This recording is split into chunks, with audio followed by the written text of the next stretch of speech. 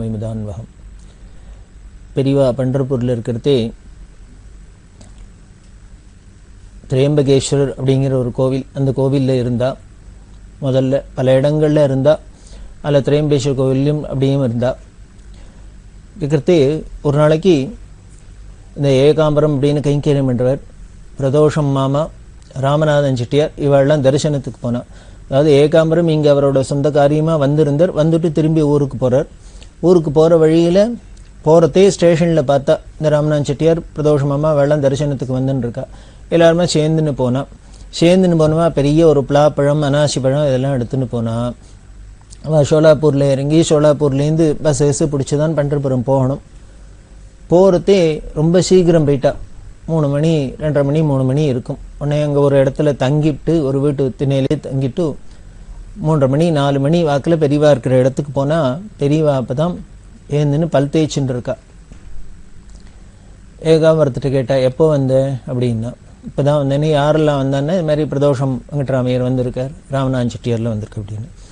எப்படி 3 பேரும் சேர்ந்து வந்து எல்லாம் கேட்டா, இல்லை நாங்கள் ஸ்டேஷனில் தான் பார்த்தோம், மீட் பண்ணோம், ஒன்றா சேர்ந்து வந்தோம் அப்படின்னு. அப்போது பெரிய பலாப்பழம் கொடுத்துருக்காள். இந்த பலாப்பழம் வச்சிருந்து அனாசி பழம் வச்சிருந்தது. இதெல்லாம் பார்த்தோன்னே இந்த பலாப்பழத்தை பெரியவா கையில் தூக்கிட்டு வச்சுன்னு சொல்கிறா. அவையார் சொல்லியிருக்கா. அதே மாதிரி அருணகிரிநாதர் திருப்புகழில் சொல்கிறார்.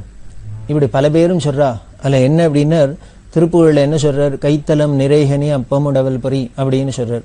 கைத்தலம் நிறை, கைத்தலம் அப்படின்னா இந்த மேல் உள்ளங்கைக்கு பேர் கைத்தலம்னு பேர். இந்த கைத்தலம் நிறைய கனி, இந்த கையில் தூக்கி வச்சுனோன்னா கை முழுக்கலும் மூடி இருக்கு, நிறைஞ்சிருக்கு பழம். அது என்ன பழம் அப்படின்னா இந்த பலாப்பழம் தானா. இந்த பலாப்பழம் ஒன்று தான் கையில் தூக்கினோன்னா 2 கையாலையும் தூக்கினாலும் 2 கைக்கு மீறி இருக்கும். அதனால் இதுதான் கைத்தலம் நிறைகனின்னு பேர் போல இருக்கு. இது சுவாமிக்கு ரொம்ப பிரீத்தி அப்படின்னு நமக்கு தெரிஞ்சுக்கிறோம். யானைக்கே பொதுவாக பலாப்பழம்லாம் ரொம்ப பிரீத்தியாக கொடுப்பாளே, இதுதான் சொல்கிறார் போல இருக்கு அப்படின்னு இதுக்கு வியாக்கியானம் பண்ணலாம். உடனே அனாசி பழத்தை எடுத்துட்டு இந்த பழத்தை பற்றியோ பூர்ணகுமம் வச்சாப்பில் இருக்குது அப்படின்னா, பூர்ணகுமம் அப்படின்னு நாம் வைக்கிற மூலியம் ஒரு சொம்பில் இல்லை மாவிலையை வச்சு தேங்காயை வச்சு இப்படிலாம் பார்க்கணும். அது மாதிரி இது பூர்ணகுமம் மாதிரி இருக்குது அப்படி இப்படிலாம் எல்லாம் சொல்லிட்டு இந்த பழத்துக்கெல்லாம் வியாக்கியானம் பண்ணி ஏதோ சொல்லிட்டு பெரியவா சொல்கிறா. நேத்திக்கு இங்கே சில வித்வான்கள்லாம் வந்தா. மாத்வா, அந்த மாத்வமத்தில் உத்தராதி மடம்னு இருக்குது. அங்கேயும் பாலாச்சார்னு ஒரு பெரிய வித்வான் இருக்கார். அவர் பெரிய தர்க்க பண்டிதர். அவர் வந்திருந்தார். அவரோட இன்னும் சில வித்வான்கள்லாம் வந்தால். வித்வான்கள்லாம் வந்தோடனே பல விஷயங்கள் நல்ல விஷயங்கள்லாம் பற்றி பேசியிருந்தோம். அப்போ நானும் சில விஷயங்கள்லாம் அவளுக்கெல்லாம் சொன்னேன், பரமாறின்ட்டு. அப்படி சொல்கிறதே மகாபாரதத்தை பற்றி பேச்சு வந்தது. இந்த மகாபாரதத்தில் ஒரு ஸ்லோகம் அவளுக்கு சொல்லி காமிக்கணுங்கிறதுக்காக பார்த்தேன். ஆனால் எனக்கு சட்னி ஞாபகம் வரல. அந்த ஸ்லோகம் எனக்கு ஞாபகம் வரல. அப்புறம் அவள்கிட்டையும் கேட்டு பார்த்தா அவளுக்கும் ஒருத்தருக்கும் ஞாபகம் வரல. இப்படி ராத்திரியெல்லாம் குறைஞ்சுட்டே இருந்தது. எப்படி ஒரு ஸ்லோகம் ஞாபகம் வரலையே அப்படின்னு. இது ஒரு பெரிய ஆச்சரியம் தான். பெரியவாளுக்கு ஒரு விஷயம் ஞாபகம் வரல அப்படின்னா, மறந்து போச்சு அப்படின்னா, அதை விட உலக மகா அதிசயம் வேற ஒன்றும் கிடையாது. அதுக்கு மறதிங்கிறதே கிடையாது. ஆனால் அப்பேற்பட்ட பெரியவாளும் இப்படி ஒரு லீலை. எனக்கு மறந்து போயிடுத்து, இப்போ தான் ஞாபகம் வந்துருத்தோ, அதனால உன்னை பார்த்தோன்னே ஞாபகம் வந்தது, அதனால் உடனே அந்த ஸ்லோகத்தை அவர்கிட்ட போய் சொல்லிட்டு வந்தால் தேவையில்லை, நீ சொல்கிறியா அப்படின்னு. ஏகாம்பரம் சொன்ன சரி சொல்கிறேன் அப்படின்னு. பெரியவா அந்த ஸ்லோகத்தை நான் உனக்கு சொல்லித்தரேன், நீ நன்னா மனசில் வாங்கிக்கோ, இதை நெட்ரு பண்ணிட்டு அப்புறம் அவர்கிட்ட போய் சொல்லு அப்படின்னா. சரி சொல்லுங்க அப்படின்னா பெரியவா அந்த ஸ்லோகத்தை சொல்கிறா. அந்த ஸ்லோகம் என்ன அப்படின்னா, நதி ஜலம் கேசவநாரி கேதுஹு நகாஹ்வயோ நாம நாகாரி சூனூஹு அப்படின்னு ஒரு ஸ்லோகம். இந்த ஸ்லோகத்தை சொன்னா இது சிம்பிளாக தானே இருக்கு. நதி ஜலம் கேசவநாரி கேதுஹு நகாஹ்வயோ நாம நாகாரி சூனுஹு அப்படின்னு ஒரு ஸ்லோகம். இதை திருப்பி 4 தரம் சொல்லி கொடுத்துட்டு பெரியவாவோட சொல்லி ஏகாம்பரத்தை திருப்பி சொல்லி இப்போ உடனே நீ போய் அவரை பார்த்து சொல்லிட்டு வாங்க. மணியானா 4 மணி இருக்கும், 3:30 மணி 4 மணி இருக்கும். இந்த சமயத்தில் உடனே போய் சொல்லுங்கிறா. இவருக்கோ உத்தராதி மடம் பாலாச்சார் அப்படின்னு பெரியவா சொல்கிறா. அவர் பண்டரிபுரத்தில் எங்கே இருக்கார் ஏது இருக்கார் தெரியாது. பெரியவா நீ விசாரிச்சுன்னு போய் இப்போயே சொல்லிட்டு வான்னு. இவர் சொன்னேன், இல்லை பொழுது முடிஞ்சவனு போய் சொல்கிறேன். நீ இல்லை இப்போயே போய் சொல்லிட்டு வா அப்படின்னு. சங்கர் பவார் அப்படின்னு பெரியவாள்கிட்ட இருக்கிற கைங்கரியம் பண்ணுவார். இவா 2 பேருமா உடனே கிளம்பி போனால் பெரியவா இடம் சொல்லியிருந்தா இந்த இடத்துல தான் இருக்கணும், நீ போய் விசாரி, யாரேன்னு விசாரி, உத்தராதி மடம்னு கேட்டாலே சொல்லுவா, அங்கே போய் விசாரிச்சுட்டு பண்ணிடுவான்னா. விசாரிக்கலாம் அப்படின்னா மணி 4 மணி 4:30 மணிக்கெல்லாம் எல்லாரும் வீட்டெல்லாம் பூட்டி கிடக்கு. அதில் யாரோ ஒருத்தர் 2 பேர் ஏதோ கதை திறந்து வாசல் தெளிச்சுட்டு இருக்கா. இவ போய் கிட்டக்க போய் விசாரிக்கலன்னா அவள் உடனே பயந்துன்னு திருடன் கத்தின்னு ஓட ஆரம்பிக்கிறா. இப்படிலாம் ஒரு வழியாக சிரமப்பட்டு டீட்டெயோ கேட்டு உத்தராதி மடம் இந்த இடத்துல இருக்குது அப்படின்னு கண்டுபிடிச்சின்னு போனால் இவ கதவை தட்டினா ஒருத்தர் வந்து கதவை திறந்தார்.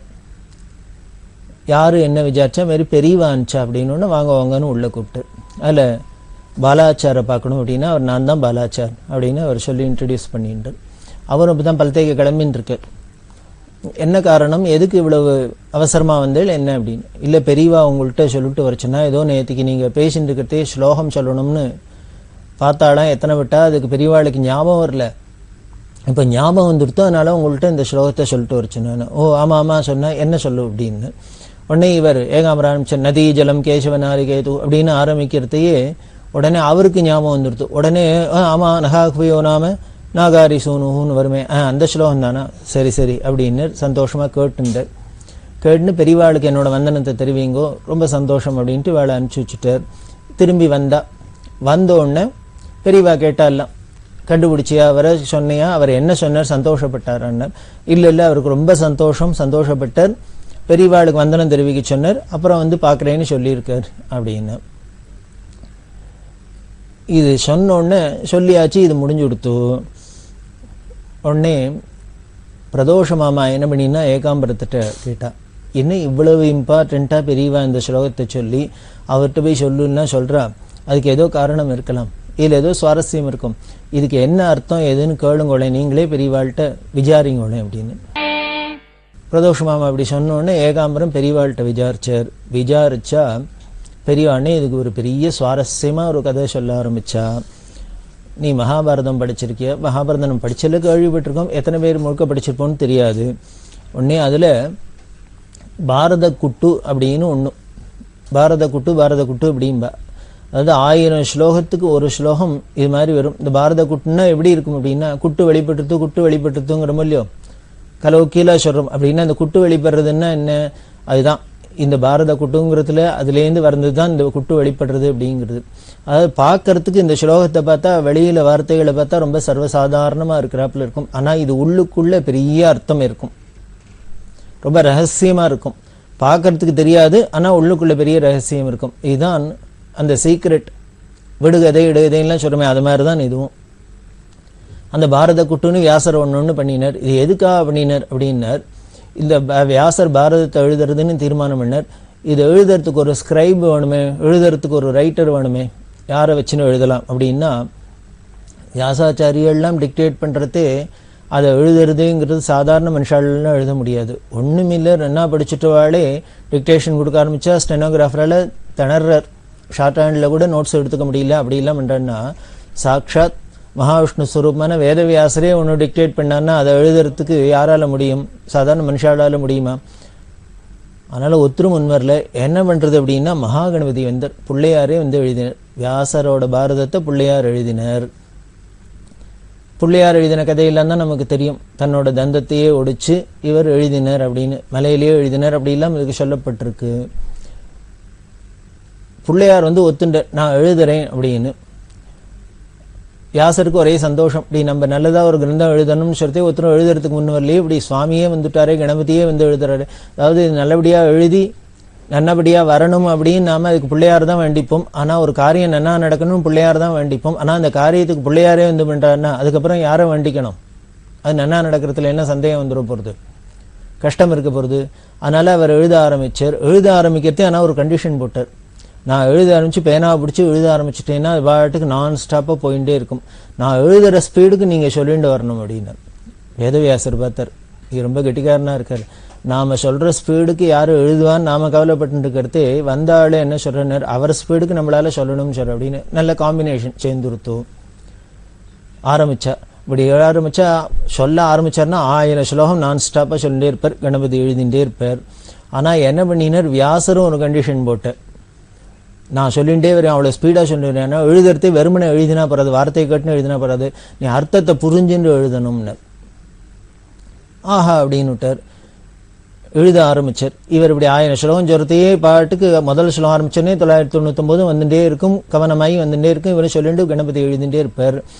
அவர் கணபதி சித்த ஏதானும் ஒரு தயக்கம் இருந்தான்னா அடுத்தது இவர் உடனே கற்பனை ஓடும், உள்ளுக்குள்ள தயார் பண்ணிக்க முடியும். அதுக்காக என்ன பண்ணினார் வேதவியாசர் 1000 ஸ்லோகத்துக்கு நடுப்புற இப்படி ஒவ்வொரு ஸ்லோகம் இந்த குட்டுன்னு ஒரு ஸ்லோகத்தை வச்சார்.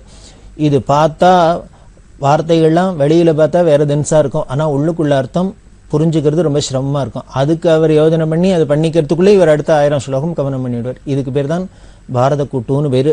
அப்படி பண்ணினதுல ஒரு ஸ்லோகம் தான் இந்த நதி ஜலம் கேசவ நாரிகேது நகாக்வயோ நாம நாகாரி சூனுகு அப்படிங்கிற இந்த ஸ்லோகம். இந்த கதையை சொல்லி அந்த பாரதத்தை பற்றி பேச்சு வந்தது, வியாசாச்சாரியெல்லாம் பற்றி பேச்சு வந்தது. அதில் இந்த ஸ்லோகத்தை சொல்லணும்னு அவளுக்கு சொல்லி காமிக்கணும், இதோட ரொம்ப ரசமாக இருக்கும், அதை சொல்லணும்னு நினச்சிருந்தேன். நேற்று ஞாபகம் இல்லை, அதனால தான் இப்போ ஞாபகம் வந்து சொல்ல சொன்னேன் அப்படின்னு. உடனே இப்போ அர்த்தமும் வேணும் அப்படின்னா இந்த கதையை சொல்லிட்டா பெரியவா, அர்த்தம் வேணும்னு உடனே பிரதோஷமாக சொன்னேன், அர்த்தமும் கேளுங்க அப்படின்னு. அதுக்கு பெரியவா அர்த்தம் சொன்னா, இது வெளியில் பார்த்தேன்னா நதி ஜலம், நதியில் நீர் இருக்கு ஓடுறது, கேசவனம் அப்படின்னா தலையில முடி காடா இருக்கு, கேசம்னா முடி தானே, அது தலையில காடா வளர்ந்துருக்கு அப்படின்னார். அந்த கேசவனம் அரி அப்படின்னா அது அரின்னா சத்ரு. இந்த கேசவனம் அப்படின்னு தலையில காடா வளர்ந்துக்கிறதுக்கு எதிரியான கேதுன்னா கத்தி, இந்த கத்தியை எடுத்துன்னு நகாஹ்வயோ நாம அப்படின்னு முடி அலங்காரம், அதாவது நகாஹ்வன் அப்படிங்கிற பெயரை உடைய நாகாரிசுனு நாகரோட பிள்ளையான பார்பர் வந்திருக்கார் அப்படின்னு இந்த ஸ்லோகத்துக்கு அர்த்தம். ஒரு சம்ஸ்கிருதம் தெரியாத ஒருத்தர் ஒரு பெரிய மடம், இந்த மடாதிபதியா ஆயிட்டார். மடாதிபதியா ஆயிட்டார் அப்படின்னா அவருக்கு ஒரு அந்த காம்ப்ளெக்ஸ் இருக்கும்போது இல்லையா, நமக்கு தெரியல இந்த மாதிரி சம்ஸ்கிருத பாஷா ஞானம் இல்லை அப்படின்லாம். அந்த மடத்துக்கும் நிறைய வித்வான்கள்லாம் பல பேர்லாம் வருவாளே, வந்தால் அந்த வித்யுத் சதஸ்லாம் நடந்துன்னா இல்லை எல்லாருக்கும் சம்பாதனை பண்ணுறது மாதிரிலாம் நடந்துகிட்டே இருக்கும். இவருக்கும் ஒன்றும் புரியாது, ஏன்னா அதுக்கு பாஷை தெரியாது, இதை வெளியில் காமிச்சிக்கவும் முடியல. அப்படியே அவர் தழுக்கா ஏதோ பண்ணிட்டு வந்திருந்தார். ஆனால் எல்லாருக்கும் தெரிஞ்சு கொடுத்து இவருக்கு சம்ஸ்கிருதம் தெரியாது, சம்ஸ்கிருத ஞானம் இல்லை தெரியாது அப்படின்னுட்டு. அதனால என்ன பண்ணிட்டா வித்வான்கள்லாம் வந்து அவாவா அதுகிட்ட சம்ஸ்கிருதத்தில் எல்லாத்தையும் சொல்லி சொல்லி இவர் அதனால பள்ளி எள்ளி சம்பாவனை எல்லாம் பண்ணிட்டார்.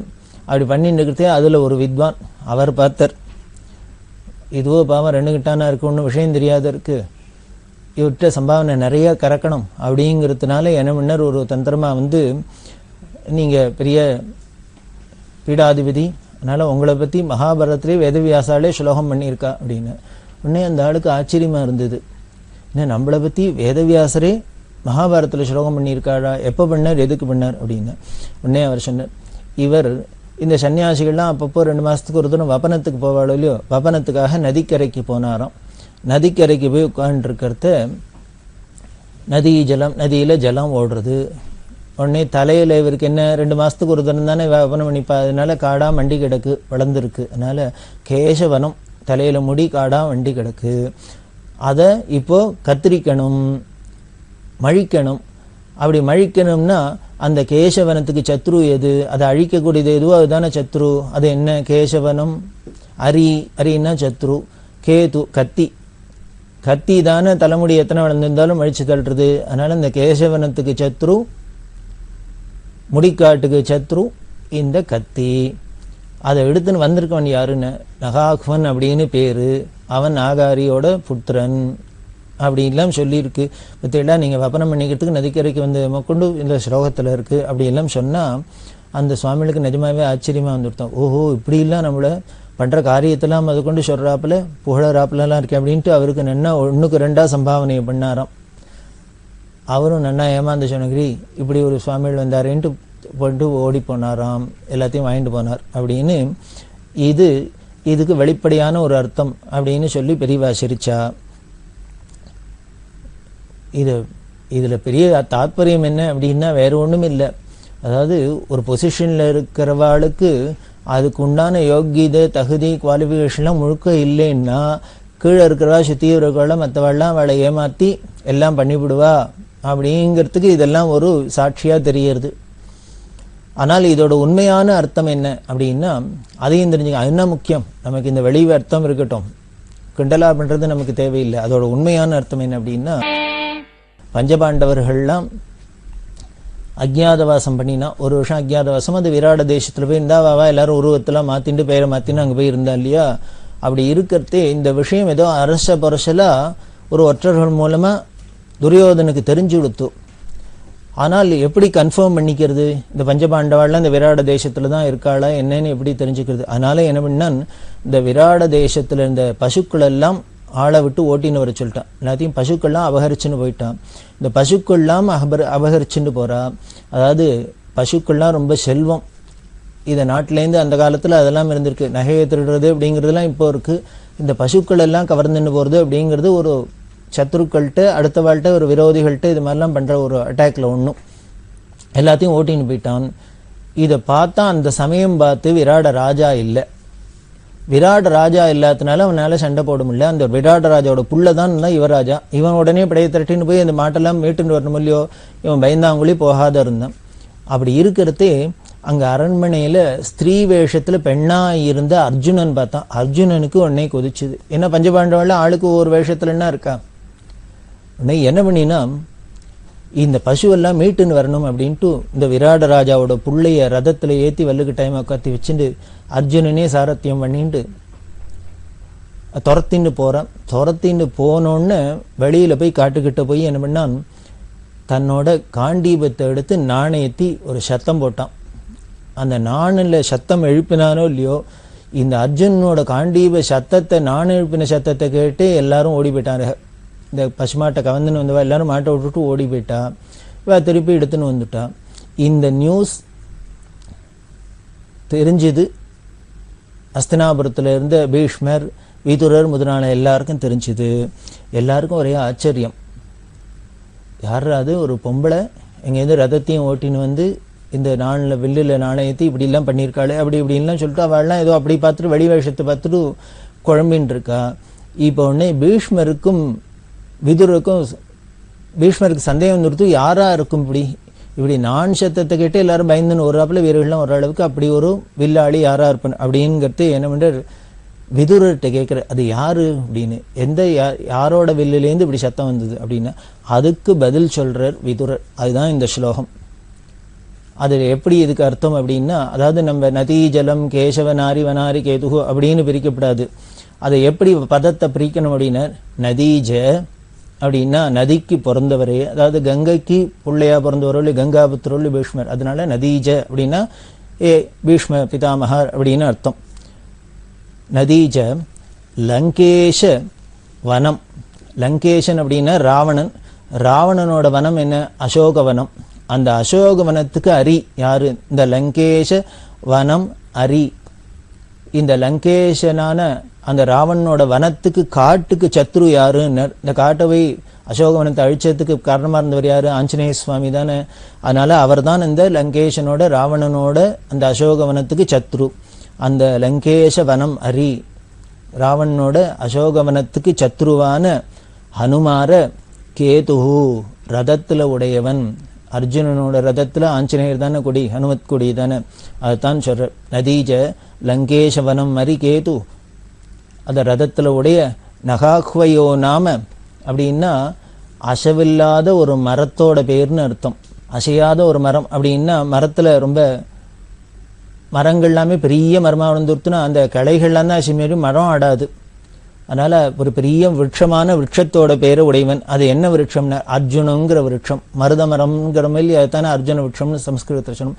அதுதானே இவனோட பேரா இருக்கு. மரத்துக்கும் அர்ஜுனன்னு பேரா இருக்கு, இவனுக்கும் அர்ஜுனன்னு பேர் இருக்கு. அதனால ஒரு மரத்தோடுக்கு இந்த அசையாத மரத்தோட பேரை உடைய நகாஹ்வயோ நாம நகாரி சோனுஹு அப்படின்னாக்க, நகாரின்னா இந்திரனுக்கு பேர், நகம்னா மலைக்கு பேரு. இந்த மலைக்கு சத்ரு யாருன்னா, நகத்துக்கெல்லாம் அறியாருன்னா இந்திரன். எதனால அப்படின்னா, ஆதியில் மலைக்கெல்லாம் ரெக்கைகள் இருந்தது. இந்த மலையெல்லாம் பறந்துட்டே இருந்துதான். இப்படி மலையெல்லாம் பறந்தா என்ன ஆகும்? ரோட்ல நமக்கு 4 வண்டி 4 லாரி காரு வந்தாலே நம்மளால ஒன்றும் பண்ண முடியலன்னா, இருக்கிற மலைகள்லாம் ரெக்கையை கட்டினு குறுக்கையும் நடுக்கையும் பறந்துருந்ததுன்னா யாரான தானே சேஃபாக இருக்க முடியுமோ? அதனால இந்த மலையெல்லாம் பறக்கப்படாதுங்கிறதுக்காக இந்திரன் என்ன பண்ணான், தன்னோட வஜ்ராயத்தினால அதோட எல்லா மலைகளுக்கும் இருக்கிற ரெக்கையெல்லாம் வெட்டி போட்டான் அப்படின்னு நமக்கு புராணம் சொல்லியிருக்கு. அதனால மலைகளை பறக்க முடியாத அதோட ரெக்கையெல்லாம் வெட்டினதுனால இந்த மலைகளுக்கெல்லாம் சத்ருவாயிட்டான். இந்திரன். அதனால நகாரி அப்படின்னாக்க இந்த மலைகளுக்கெல்லாம் எதிரியான இந்திரன், அவனோட சூனு புதல்வன். பஞ்சபாண்டவர்கள்லாம் ஒவ்வொரு தேவதைகளோட அம்சமாக தானே பிறந்தா. தர்ம தேவதையோட பிரார்த்தனை பண்ண குந்தி தேவி பிரார்த்தனை பண்ண இவர் பிறந்தார். அதே மாதிரி இந்திரனோட பிரார்த்தனை பண்ண அர்ஜுனன் பிறந்தான். அப்படி இல்லை நமக்கு புராணம் சொல்றது இல்லையா, பாரதம் சொல்றது இல்லையா. அதனால நகாரி சூனு இந்திரனோட பிள்ளை அப்படிங்கிற இதைத்தான் சொல்றான். இப்படி ஒரு வில்ல நாணயத்தி அதை சப்தம் எழுப்பினாலே எல்லாரும் பயந்துன்னு ஓடுவான்னா அது அப்பேற்பட்ட வில்லாளி இந்த உலகத்துல அர்ஜுனனை தவிர வேற ஒருத்தரும் இருக்க முடியாது. அப்படிங்கிறதுனால இவர் என்ன சொன்ன, நதீஜ லங்கேஷ வனம் அரிகேது நகாக்வயோ நாம நாகாரி சூனுஹு அப்படின்னு பதில் சொன்னாராம் விதுர மகாத்மா. இதை கேட்டோன்னே புரிஞ்சு கொடுத்து பீஷ்மருக்கு, ஓ யாரு அப்படின்னு. அதனால சந்தோஷப்பட்டார். இது ஏன் இப்படி இன்டைரக்டா சொல்லணும், அர்ஜுனன் தான் ஒரே வார்த்தையில சொல்லப்படாதா அவர் கேட்டதுக்குன்னர். எல்லாரும் பார்த்துட்டு இருப்பா கேட்டுட்டு இருப்பா. இப்ப அர்ஜுனன்லாம் அவ மறைஞ்சிருந்து அஜ்ஞாதவாசம் பண்ணிட்டு இருக்கா. இப்படி எல்லாருக்கும் சபையில அர்ஜுனன் இங்க இருக்கா அங்க இருக்கான்னு தெரிஞ்சு கொடுத்தோம்னா உடனே விராட தேசத்து இருக்கான்னு உடனே துரியோதனா அங்க துரத்தின்னு போயிடுவோம். அதனால இவாளுக்கெல்லாம் தெரியப்படாது, ஆனா பீஷ்மருக்கு தெரியணும். அதனால என்ன பண்ண சங்கேதமா இப்படி வெளியில பார்வைக்கு ஒரு அர்த்தம் இருக்கிறாப்புல பண்ணி உள்ளுக்குள்ள ஒரு கூட அர்த்தமா வச்சு இந்த ஸ்லோகத்தை பண்ணினார் அப்படின்னு இதுக்கு பெரியவா வியாக்கியானம் பண்ணினா.